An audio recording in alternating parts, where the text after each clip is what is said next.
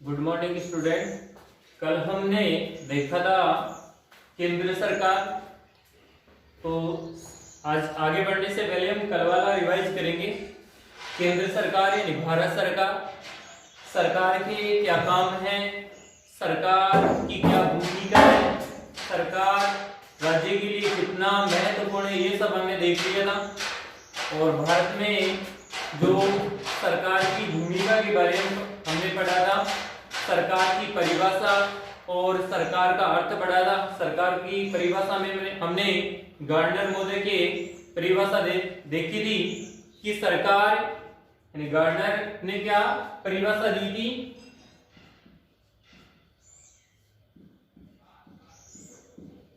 सरकार के बारे में, सरकार वह अभिकरण यानी अभिकरण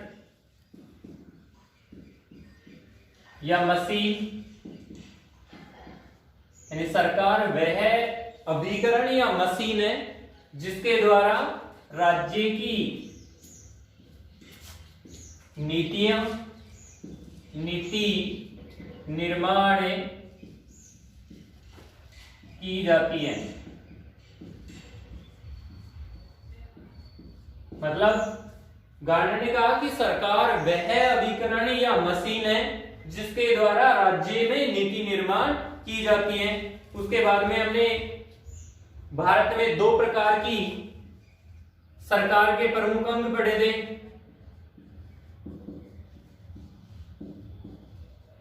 अंग इनमें तीन थे। पहला था व्यवस्थापिका, दूसरा था कार्यपालिका और तीसरा था न्यायपालिका। यानी तीनों के बारे में हम पढ़ चुके थे। व्यवस्थापिका, कार्यपालिका, न्यायपालिका, यहां तक हमने पढ़ लिया था। फिर इसमें हमने पहला पॉइंट प्रारंभ किया था व्यवस्थापिका यानी संसद का निर्माण यानी लोकसभा प्लस राज्यसभा प्लस राष्ट्रपति, इन तीनों को मिलाकर किसका निर्माण होता है? संसद का, यानी लोकसभा, राज्यसभा और राष्ट्रपति। हमने देखा था कि लोकसभा को निम्न सदन, राज्यसभा को उच्च सदन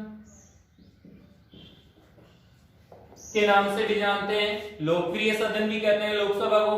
फिर हमने देखा था कि लोकसभा की रचना एवं संगठन, हमारा जो पॉइंट था लोकसभा की रचना एवं संगठन।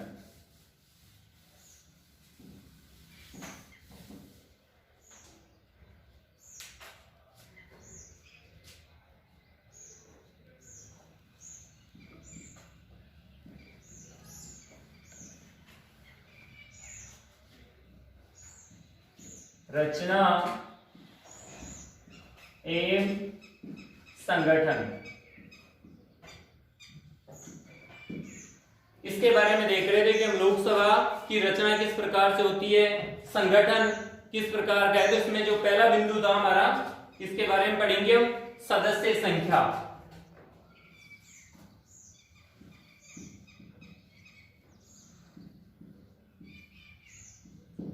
यानी लोकसभा में सदस्य संख्या। तो देखेंगे कि लोकसभा में कितनी सदस्य संख्या होती है कि जब हमारा भारत का संविधान का निर्माण हुआ उस समय और आज की जो लोकसभा की सीटों की जो संख्या है उनमें अंतर है। यानी भारत के मूल संविधान में ये पॉइंट चलेगा। आज हमारा हेडिंग डालेंगे सदस्य संख्या, लोकसभा की रचना और संगठन पढ़ रहे हैं तो इसमें जो पहला पॉइंट हमारा सदस्य संख्या। तो जो मूल संविधान है,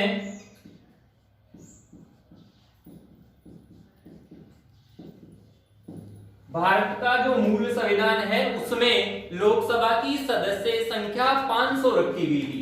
यानी लोकसभा के जो सदस्य होंगे वो कितने होंगे? 500। 500 सदस्य संख्या रखी, लेकिन वर्तमान में जरूरत के हिसाब से इनमें वृद्धि की गई और वर्तमान में इनकी संख्या कितनी है, वर्तमान में अधिकतम 552 हो सकती है। तो मतलब कि वर्तमान में अधिकतम 552 हो सकती है। ये बदलाव कब किया गया, ये बदलाव किया गया 1987 में गोवा दमन दीव पुनर्गठन अधिनियम के द्वारा। यानी जो वर्तमान वाला ये बदलाव है वो 1987 में गोवा दमन दीव अधिनियम, यानी 1987 में गोवा दमन दीव अधिनियम के माध्यम से जो मूल संविधान में 500 सीटें रखी गई थी उनमें बदलाव किया गया और वर्तमान में अधिकतम 552 हो सकती है। तो इस प्रकार से हम कह सकते हैं कि भारतीय जो लोकसभा है, संसद का जो प्रथम सदन है, उसमें सदस्य संख्या अधिकतम कितनी हो सकती है, 552 हो सकती है। जबकि जो मूल संविधान था, जिस समय संविधान का निर्माण किया गया उस समय उनकी संख्या रखी गई थी 500। ठीक है, इसके बाद में हम आगे देखेंगे कि इसमें इन 552 में भी डिवाइड किया गया है, किस प्रकार से इनका बंटवारा किया गया है। 552 में से 530 राज्यों के निर्वाचित क्षेत्रों से निर्वाचित होकर आएंगे। इनमें यानी ये जो 552 है, इन 552 में 530 राज्यों के निर्वाचित क्षेत्रों से निर्वाचित होकर लोकसभा में पहुंचते हैं। ठीक है, समझ में आ गया। इनके बारे में हम विभाजन देखेंगे कि 552 है टोटल, इन 552 में से 530 तो कहां से आ सकती हैं, राज्यों के निर्वाचित क्षेत्र से 530 आ सकती हैं। साथ ही 20 संघीय, 20 जो आएंगी, 20 संघीय क्षेत्रों से, मतलब दूसरे शब्दों में कहें तो केंद्र शासित प्रदेशों से 20 कितनी होगी टोटल, यानी 530 प्लस 20 550। तो 550 का हो गया, 530 तो कहां से आएंगी, राज्यों के निर्वाचित क्षेत्रों से निर्वाचित होकर आएंगी, और 20 संघ यानी केंद्र शासित या संघ शासित प्रदेशों से, जैसे हमारे वर्तमान में भारत में है जो 9 केंद्र शासित प्रदेश हैं, 2 नए बनाए गए थे, लद्दाख और जम्मू कश्मीर। तो उस प्रकार से जो संघ शासित प्रदेश हैं 9, वर्तमान की बात कर रहे हैं, तो उन संघ शासित प्रदेश जैसे दिल्ली है, तो उस प्रकार के 9 संघ शासित प्रदेशों से 20 लोग चुनकर कहां पहुंचेंगे, लोकसभा में। ठीक है, शेष रह गए कितने, 2, बाकी रह गए कितने, 2 कौन होंगे, राष्ट्रपति द्वारा मनोनीत होंगे, यानी राष्ट्रपति द्वारा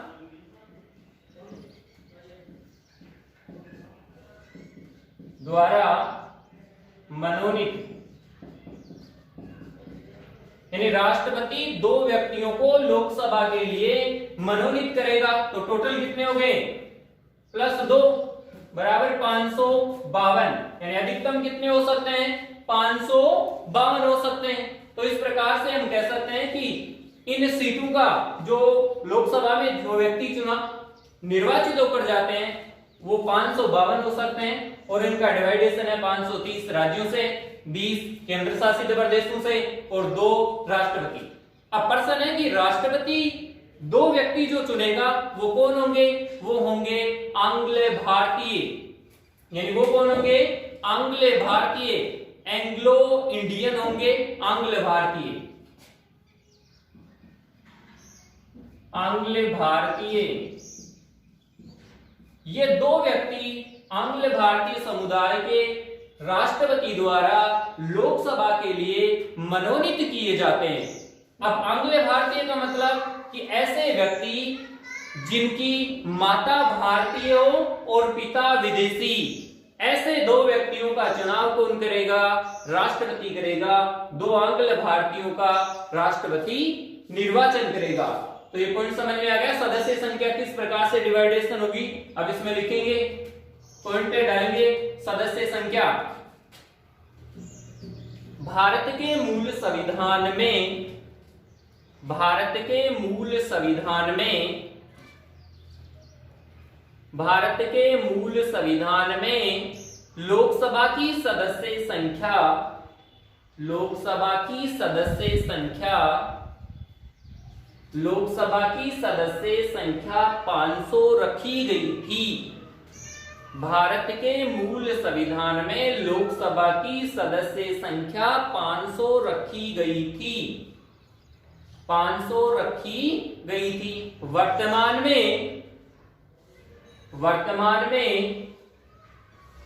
गोवा, दमन, दीव, वर्तमान में गोवा, दमन, दीव पुनर्गठन अधिनियम, पुनर्गठन अधिनियम, पुनर्गठन अधिनियम 1987 द्वारा, पुनर्गठन अधिनियम 1987 द्वारा, पुनर्गठन अधिनियम 1987 द्वारा लोकसभा की अधिकतम सदस्य संख्या, लोकसभा की अधिकतम सदस्य संख्या, लोकसभा की अधिकतम सदस्य संख्या 552 हो सकती है। लोकसभा की अधिकतम सदस्य संख्या 552 हो सकती है। इसे बदल कर लिखेंगे, इनमें से 530 राज्यों के, इनमें से 530 सदस्य राज्यों के निर्वाचन क्षेत्रों, 530 सदस्य राज्यों के निर्वाचन क्षेत्रों से वे अधिकतम 20 सदस्य,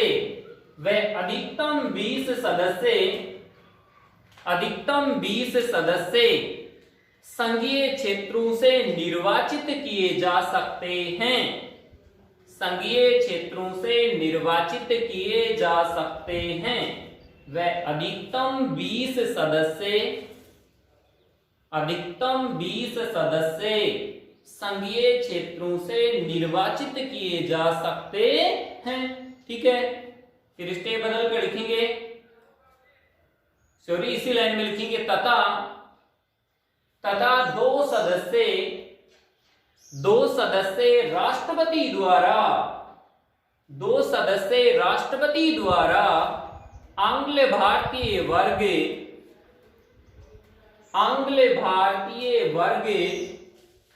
से मनोनीत किए जा सकते हैं, तथा दो सदस्य राष्ट्रपति द्वारा आंग्ल भारतीय समुदाय द्वारा या समुदाय या वर्ग में से मनोनीत किए जा सकते हैं, मनोनीत किए जा सकते हैं। ठीक है, अगला जो हमारा दूसरा लोकसभा की रचना और इस संगठन का जो दूसरा बिंदु है वो देखेंगे। अब दूसरा बिंदु है निर्वाचन। पहला बिंदु हो गया सदस्य संख्या, उसके बाद में जो दूसरा पॉइंट डालो निर्वाचन, यानी लोकसभा के सदस्यों का निर्वाचन किस प्रकार से होता है। दूसरा बिंदु है निर्वाचन।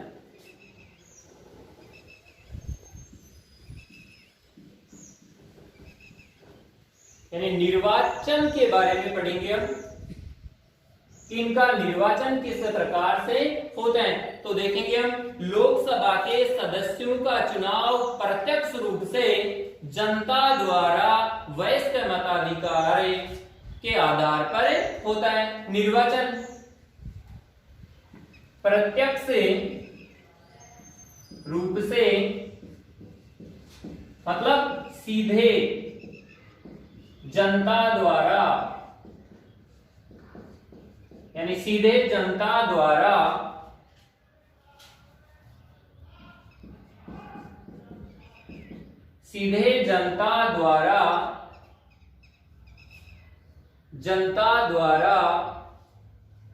यानी प्रत्यक्ष रूप से सीधे जनता द्वारा वयस्क मताधिकार के आधार पर,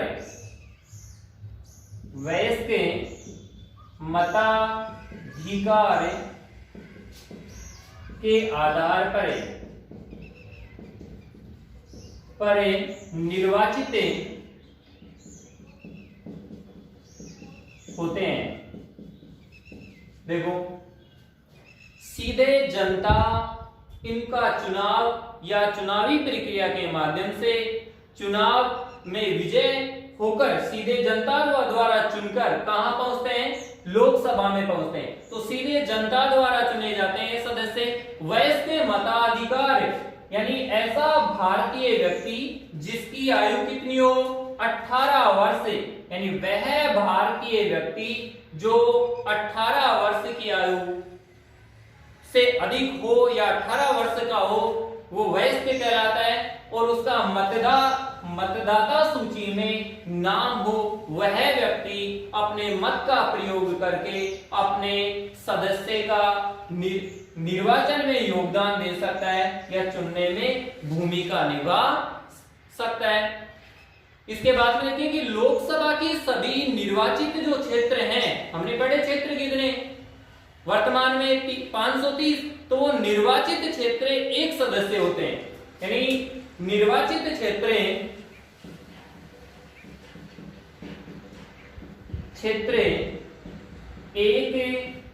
सदस्य होते हैं, यानी एक सदस्य होते हैं। मतलब इसका मतलब क्या हुआ? एक सदस्य का मतलब कि एक क्षेत्र से केवल एक व्यक्ति ही निर्वाचित हो सकता है। अभी देखें हमने कि 530 से निर्वाचित क्षेत्र थे, उनमें से एक क्षेत्र से केवल एक व्यक्ति ही निर्वाचित हो सकता है। तो यह व्यवस्था की गई कि इनका निर्वाचन कैसे होगा? तो सीधे जनता द्वारा वयस्क मताधिकार के आधार पर लोकसभा के सदस्यों का निर्वाचन होगा और एक निर्वाचित क्षेत्र से केवल एक सदस्य ही निर्वाचित होकर आगे जाएगा। ठीक है, तो इसमें इसको लिख लेंगे निर्वाचन। दूसरा बिंदु है निर्वाचन। लोकसभा के सदस्यों का चुनाव, लोकसभा के सदस्यों का चुनाव, लोकसभा के सदस्यों का चुनाव प्रत्यक्ष रूप से कोष्टक में लिखेंगे सीधे जनता द्वारा, प्रत्यक्ष रूप से सीधे जनता द्वारा, सीधे जनता द्वारा, कोष्टक बंद कर देंगे, वयस्क मताधिकार के आधार पर, वयस्क मताधिकार के आधार पर निर्वाचित होते हैं, निर्वाचित होते हैं। लोकसभा के सभी निर्वाचित क्षेत्र, लोकसभा के सभी निर्वाचित क्षेत्र एक सदस्य रखे गए हैं या होते हैं, या संविधान में व्यवस्था की गई है कि निर्वाचित क्षेत्र एक सदस्य होंगे। ठीक है, अगला बिंदु जो हमारा है वो तीसरा बिंदु हम देखेंगे। लोकसभा की रचना और संगठन का जो तीसरा बिंदु है वो देखेंगे हम। तीसरा बिंदु है हमारा सदस्यों के लिए योग्यता।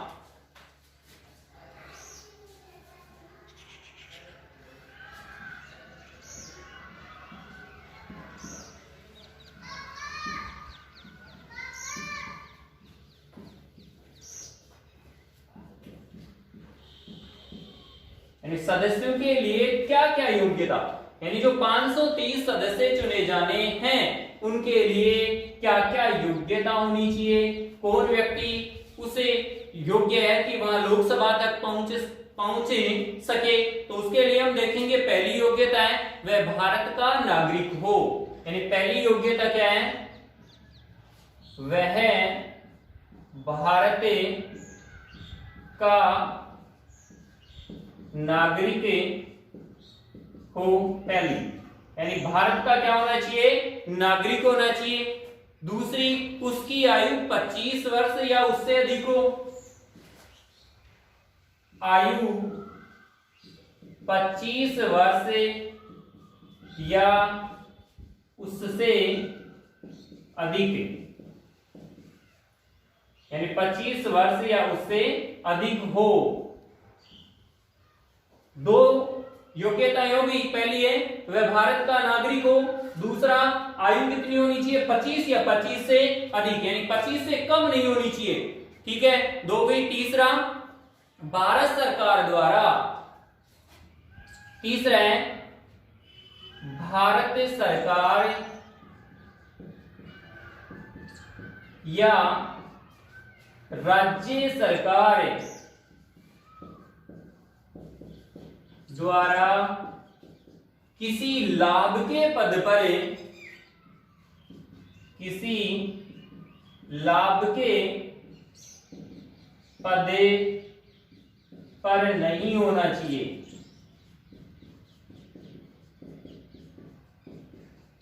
ठीक है, तीसरी विशेषता होगी कि वह व्यक्ति लोकसभा का सदस्य बन सकता है जो क्या हो, भारत सरकार हो या राज्य सरकार। तो भारत सरकार और राज्य सरकार द्वारा प्राप्त किसी लाभ के पद पर आसीन न हो, प्राप्त न हो, वह व्यक्ति लोकसभा सदस्य बनने के लिए योग्य होगा। और चौथी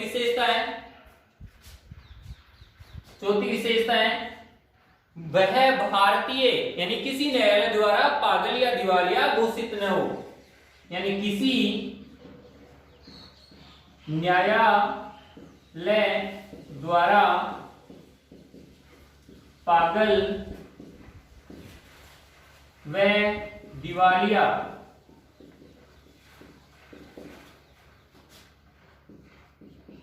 घोषित न हो।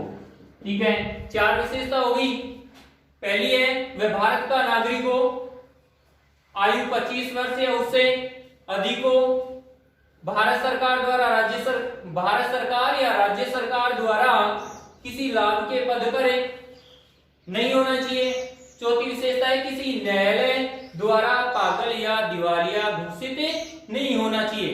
तो ये क्या है, हमारे लोकसभा के सदस्यों के निर्वाचित होने के लिए ये योग्यताएं हैं। तो लिख लो, पॉइंट डालो, सदस्यों के लिए योग्यताएं। और जो पहला है, पहली योग्यता है वह भारत का नागरिक हो, वह भारत का नागरिक हो, भारत का नागरिक हो। दूसरी, उसकी आयु 25 वर्ष या उससे अधिक हो, उसकी आयु 25 वर्ष या उससे अधिक हो। तीसरी जो विशेषता है, भारत सरकार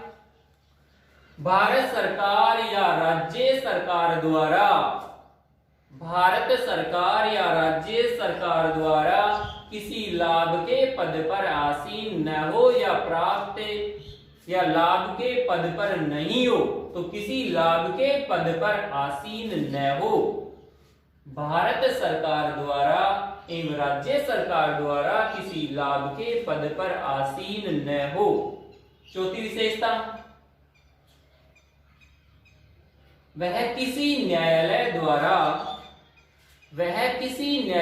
द्वारा पागल व दिवालिया घोषित न हो, पागल व दिवालिया घोषित न हो। ठीक है, अब हम नेक्स्ट जो हमारा बिंदु है वो देखेंगे कार्यकाल, यानी लोकसभा के सदस्यों का कार्यकाल क्या कितना होता है। जो चौथा बिंदु है हमारा कार्यकाल।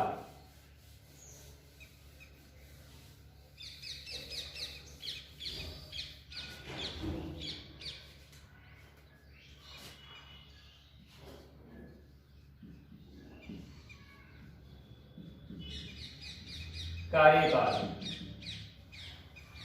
तो लोकसभा के सदस्यों का यानी निर्वाचित होने के बाद इनका जो संविधान में व्यवस्था किए गए हैं उनका कार्यकाल 5 वर्ष का होगा, यानी 5 वर्ष तक ये सदस्य निर्वाचित या चुने जाते हैं। लेकिन यदि प्रधानमंत्री की सलाह पर राष्ट्रपति द्वारा लोकसभा को समय से पूर्व भी भंग किया जा सकता है, यानी संविधान में व्यवस्था की गई है कि लोकसभा के सदस्यों का कार्यकाल 5 वर्ष का होगा, लेकिन यदि कौन प्रधानमंत्री चाहे या राष्ट्रपति को सलाह दे तो प्रधानमंत्री की सलाह से राष्ट्रपति समय से पूर्व भी लोकसभा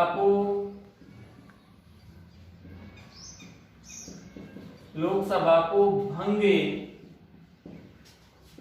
कर सकता है। ठीक है, कार्यकाल 5 वर्ष का होता है, लेकिन यदि प्रधानमंत्री की सलाह पर राष्ट्रपति लोकसभा को समय से पहले भी भंग कर सकता है, उसकी जो कार्यकाल है उसको समाप्त कर सकता है, लेकिन किसकी सलाह से? प्रधानमंत्री की सलाह से। और कौन करेगा? राष्ट्रपति करेगा। ठीक है, साथ ही अब तक हमारे भारतीय इतिहास में ऐसा 9 बार हो चुका है, यानी समय से पूर्व भारत में लोकसभा भंग कितनी बार हो चुकी है? 9 बार, यानी 9 बार अब तक भारत में ऐसा हो चुका है कि समय से पूर्व प्रधानमंत्री की सलाह पर राष्ट्रपति द्वारा लोकसभा को भंग किया जा चुका है भारत में 9 बार। ठीक है, तो लिखें इसे कार्यकाल, पॉइंट में लिखेंगे लोकसभा का कार्यकाल 5 वर्ष का होता है। लोकसभा का कार्यकाल 5 वर्ष का होता है। प्रधानमंत्री की सलाह पर राष्ट्रपति द्वारा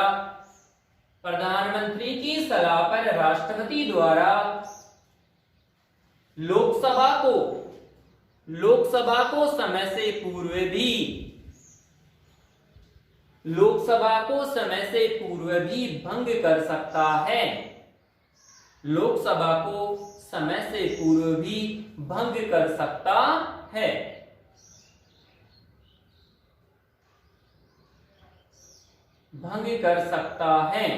यानी बहुत सारी ऐसी स्थितियां हैं कि जब किसी एक राजनीतिक दल को पूर्ण बहुमत न मिले या गठजोड़ की सरकार बना ले और बीच में समर्थन वापस ले ले, उस स्थिति में यदि सरकार नहीं बन पाती तो उस स्थिति में लोकसभा को भंग किया जा सकता है और दोबारा चुनाव करवाए जा सकते हैं। तो मतलब प्रधानमंत्री की सलाह पर राष्ट्रपति द्वारा समय से पूर्व भी भंग किया जा सकता है। ठीक है, आगे इसी में लिखेंगे भारतीय इतिहास में लोकसभा को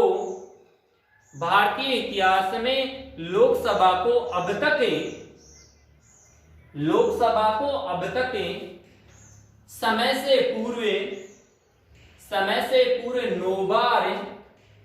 9 बार भंग किया जा चुका है। 9 बार भंग किया जा चुका है, यानी ऐसा कितनी बार हुआ? 9 बार हो चुका है। ठीक है, 4 पॉइंट हो गए। अगला जो बिंदु हमारा है 5वां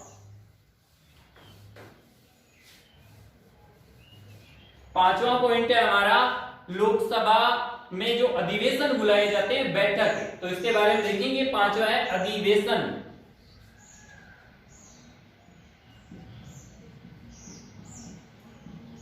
इसे दूसरे शब्दों में हम कहेंगे बैठकें।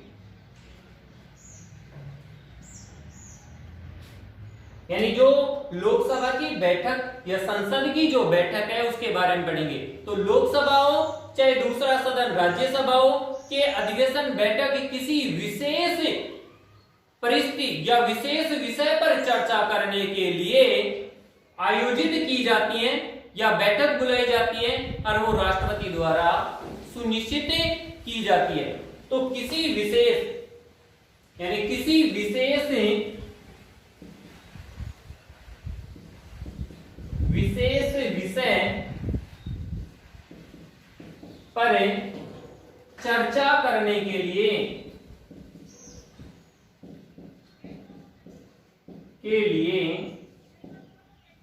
राष्ट्रपति द्वारा अधिवेशन बुलाया जाता है। किसके द्वारा? राष्ट्रपति द्वारा।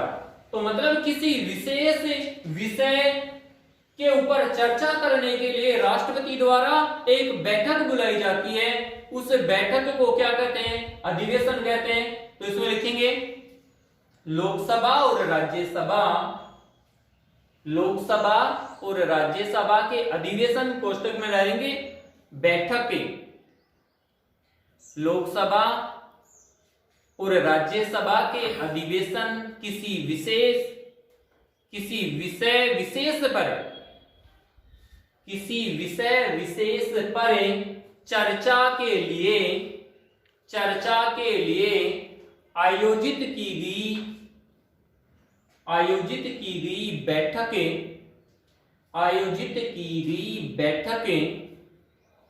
राष्ट्रपति के द्वारा ही बुलाई जा सकती है या स्थगित की जा सकती है। यानी राष्ट्रपति द्वारा ही बुलाई और स्थगित की जा सकती है। दो चीजें हैं इसमें, एक तो स्थगित यानी उसे स्थगित भी कर सकता है यानी रोक भी सकता है और बैठक बुला भी सकता है। कौन? राष्ट्रपति। तो मतलब किसी विषय विशेष पर चर्चा करने के लिए लोकसभा और राज्यसभा की बैठक राष्ट्रपति द्वारा बुलाई जा सकती है और स्थगित की जा सकती है। ठीक है। लोकसभा की दो बैठकों आगे देखेंगे कि अधिवेशन बैठक, तो लोकसभा की दो बैठकें के मध्य 6 माह से अधिक अंतराल नहीं हो सकता। यानी अंतराल नहीं हो सकता।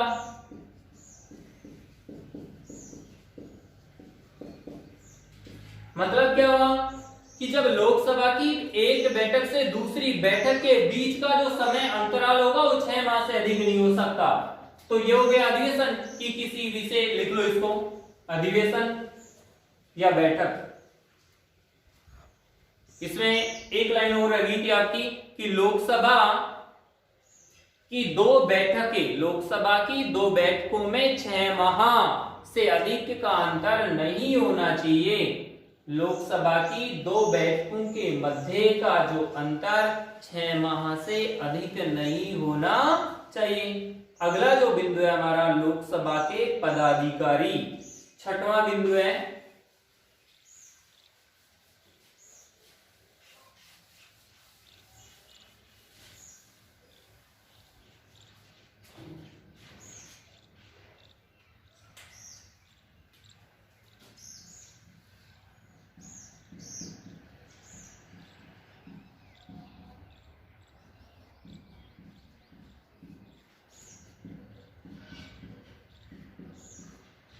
यानी लोकसभा के पदाधिकारी, यानी इसमें इसकी अध्यक्षता कौन करता है इसके बारे में देखेंगे। तो लोकसभा के पदाधिकारी, इसमें इसका अध्यक्ष और एक उपाध्यक्ष होता है। तो अध्यक्ष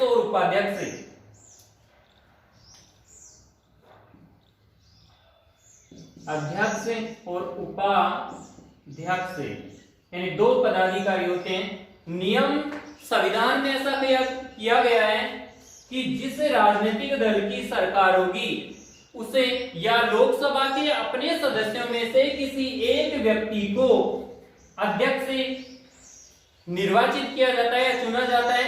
यानी लोकसभा में अपने सदस्यों में से किसी एक व्यक्ति को अध्यक्ष चुना जाता है।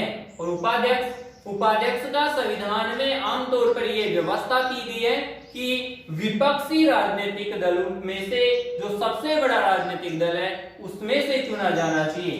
तो वर्तमान में हमारे लोकसभा अध्यक्ष कौन है? हमारे कोटा राजस्थान से ओम बिरला जी हमारे संसद में लोकसभा के अध्यक्ष हैं।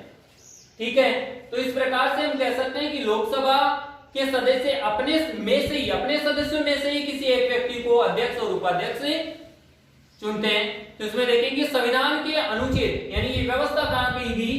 अनुच्छेद 93 में कहा गया कि लोकसभा के सदस्य अपने स्वयं में से किसी एक सदस्य को अध्यक्ष और उपाध्यक्ष का चुनाव करेंगे, निर्वाचित करेंगे।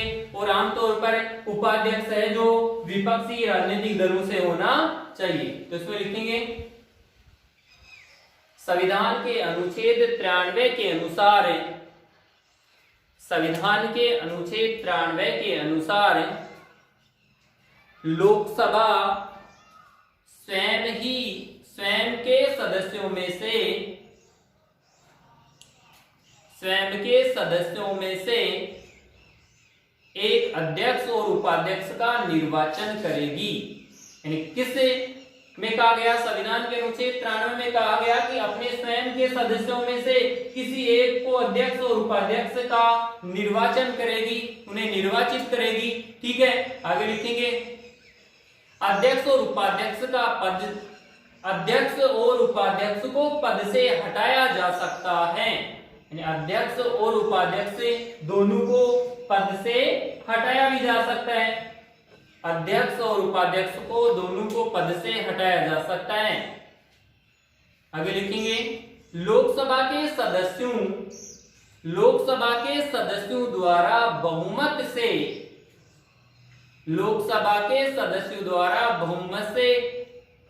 हटाने से पूर्व, लोकसभा के सदस्यों द्वारा अध्यक्ष या उपाध्यक्ष को हटाने से पूर्व 14 दिन पूर्व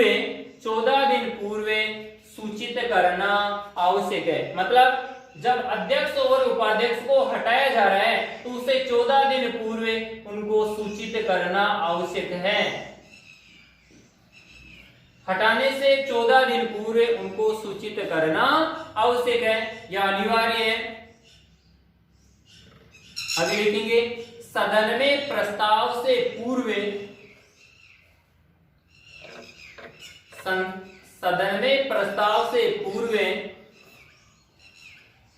संसद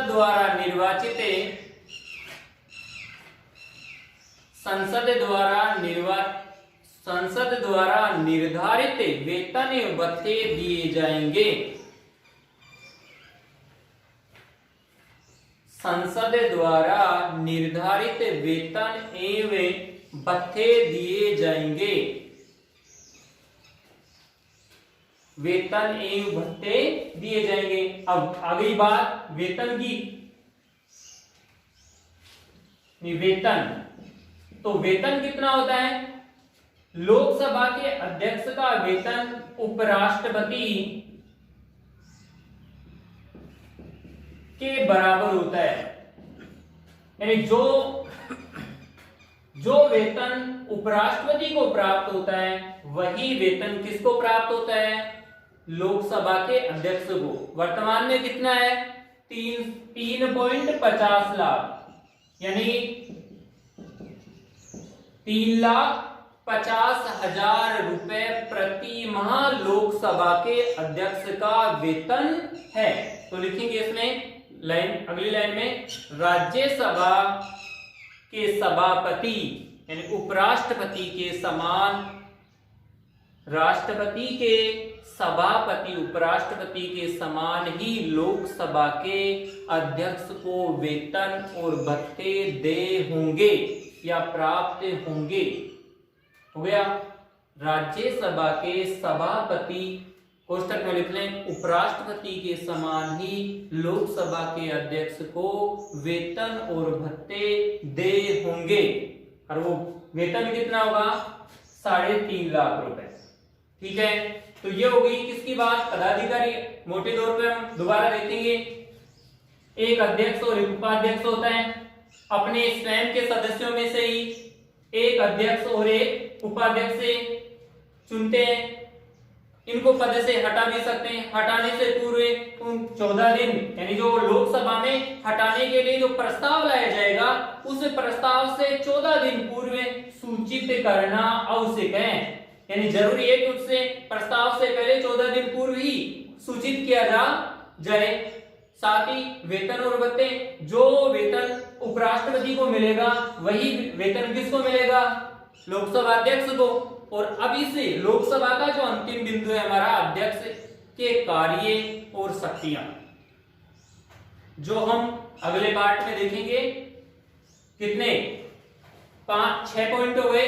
सदस्य संख्या, निर्वाचन, सदस्यों के लिए योग्यता, कार्यकाल, अधिवेशन, लोकसभा के पदाधिकारी और इसका जो अंतिम बिंदु है इस लोकसभा का कि जो लोकसभा के अध्यक्ष और कार्य हैं, यानी इसी बिंदु में पदाधिकारियों के कार्य और क्या क्या शक्तियां हैं। लोकसभा के अध्यक्ष के कार्य और शक्तियां क्या है वो अगले पार्ट में देखेंगे।